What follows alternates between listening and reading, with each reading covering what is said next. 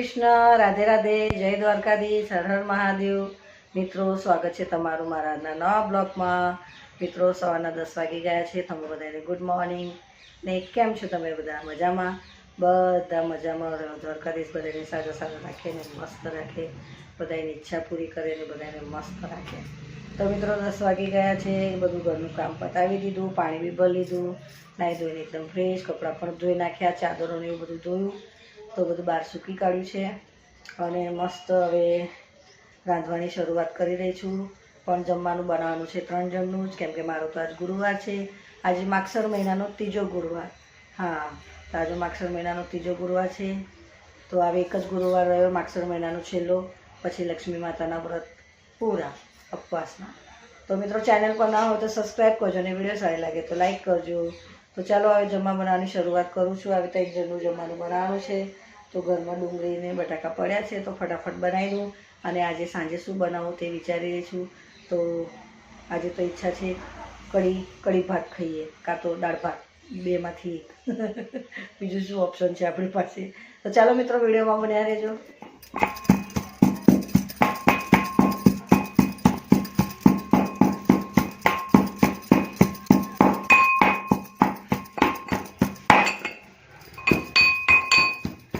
મિત્રો, ડુંગળી બટાકા કાપી કાઢ્યા છે, હવે મસાલો વાટી કાઢું, પછી શાક વઘારી કાઢું।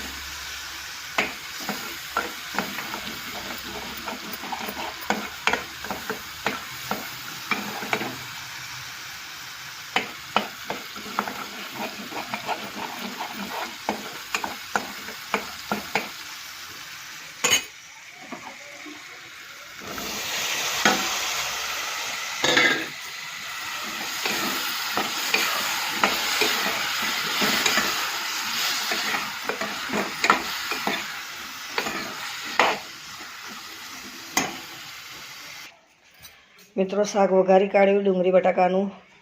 હવે શાક થઈ જાય પછી રોટલા બનાવીશ। મિત્રો, જો વાસણો ઘસી કાઢ્યા, શાક મેં વાટકામાં કાઢી લીધું।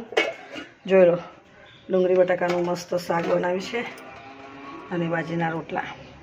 તો ચાલો હવે આ લોકો અમને જમવાનું કાઢી આલું। મારે તો ઉપવાસ છે, તો આ લોકો જમીને પછી શાંતિથી બધું પાછા વાસણને હું ઘસીશ।